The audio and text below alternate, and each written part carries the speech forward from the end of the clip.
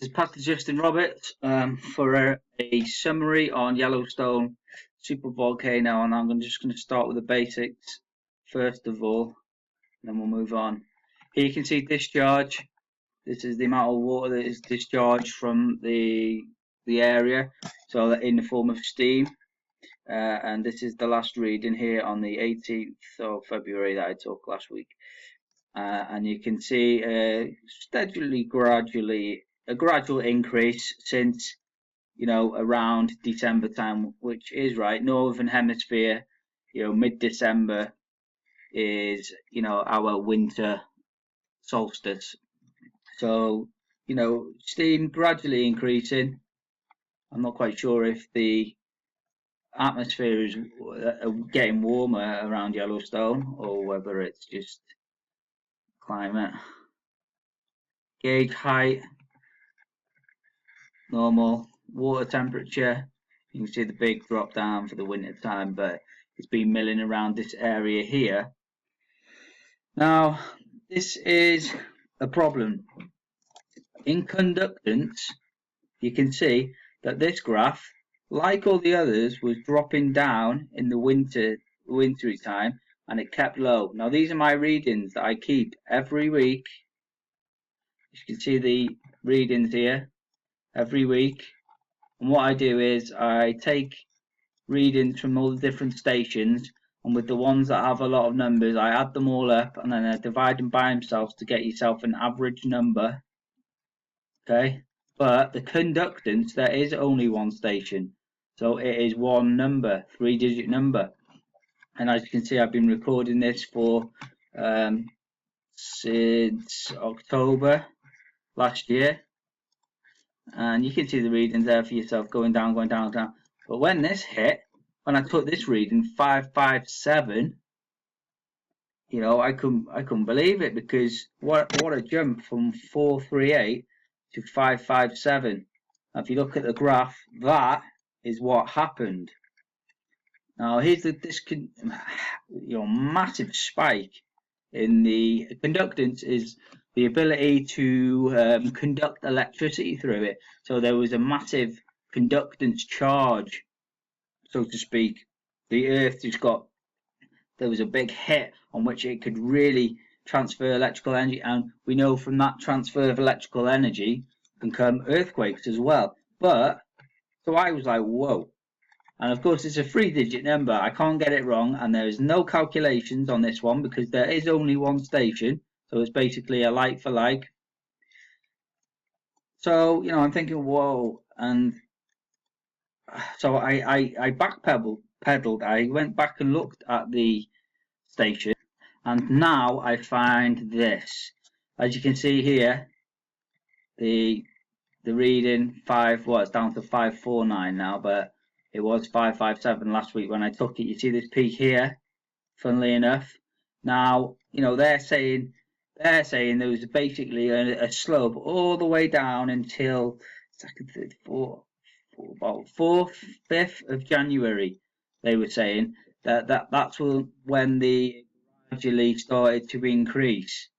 Now, what's happened is they've altered their data, and you can actually see it. I mean, look how straight that is. I mean, they put a little bump in there. Let's put a little bump in just so people don't think that it's been modified. But I mean, look at that. I mean, that's just really straight and boring. I mean, that's not how things work. Plus, that reading there from the 4th of January does not coincide with the rest of the readings, because like I said, all of the rest of them decrease until around now, and they all stay at this level. Gauge height, and then water temperature dropped down and it stayed at a level. Nothing has been raising up at the level of conductance like they say, but this is what happened, you see. So from January this time, they said it was going up and up and up and up and up, and it wasn't. This is a proper reading here, and it shot up. It's hard to believe. It's hard to believe, but there is evidence to support this case. Now, I don't have like images of this graph, but I see this even though, I mean, it's disheartening to think that the government are modifying such important data and lying to the public about what happened, right? But, I see it from a better point of view. I think now I'm going to get even more ruthless. You know what I mean? I'm going to take snapshots now of every week that I take. Every week that I take these readings, I can take a snapshot along with it, just to, because the next time, and it will be a next time, because these anomalies will get even more frequent.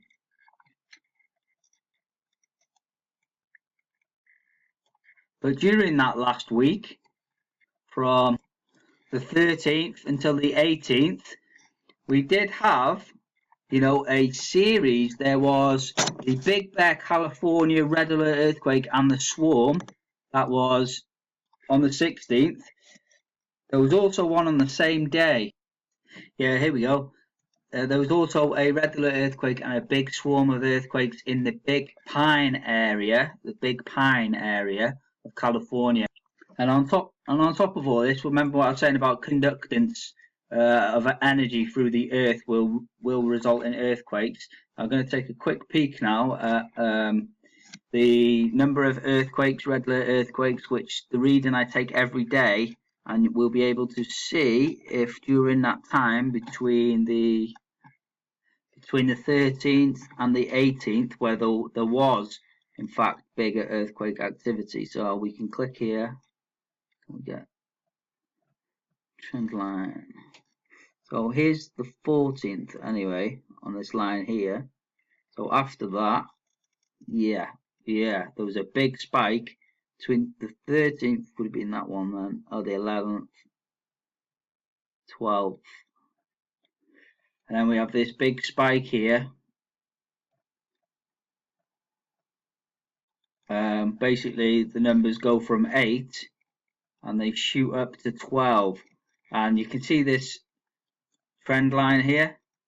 It just shows the big increase that we had during that period of time, where this spike that was registered in Yellowstone, the conductance reading shot up, but Yellowstone seemed to want to flatten it out until one of the last minimums. So it looks gradual, so there's nothing to worry about. Just imagine if they put the real data up and the graph would look like that. A lot of awake people will be asking a lot of questions like what happened, and they would have no answer for it. But it did happen. The data shows it. The earthquakes show it. And now I'm going to be more on my game, going to be more ruthless. I'm going to be taking snapshots every week when I record the data, and I'm going to catch them at it again. I don't want to be doing this, but if they're going to be lying about data, then we need to know the truth. But I'm going to be sticking to my true data, and then carry on going as I am. Because all I do when I take data readings from the Yellowstone site is all I do is I come and to the data value there, 549. I make sure that it's the up to date, so it's updated most days, and I just take that value and then put it into the spreadsheet, and then the totals are all logged down here, and then the graphs are all updated. So yeah, so Yellowstone, I've modified the data and they've evened it out, so you do not see this. So you do not see this huge spike which happened in the last week, and which is the reason that the earthquakes ramped up. As you can see here, from the 12th and then to the 18th, it jumped from 9 to 13. That's increased by 4. So, and then you can see there, 5 red alert earthquakes A lot of them were in the California area, which again is in the vicinity of Yellowstone. It could be it could be that something is happening in the ground around Yellowstone that's making the conductance, whoops, is making the conductance of the Earth more, so that it's going to generate, because that's going to be a big area when the big sixth seal, when the throne of God locks onto us and you get a big earthquake. The West Coast gone. San Andreas is gone. Yellowstone probably will be erupted. So seeing these spurious anomalies happening, it's not a surprise. But I just expect the government to tell the truth and not to modify 2 months worth of data so that nobody asks a question on why it jumped so much in such a short period of time. Thanks for watching. I've been Pastor Justin Roberts from End of the Age Bible Prophecy. Please share this video, this article with all your friends and on your social media or to your group, whatever it takes, just to be on the lookout and see if more people can get involved in watching these things, because I'm only one person. If we can get more people involved, then all the better for revealing the truth. Thanks for watching. Have a great and blessed week. Amen.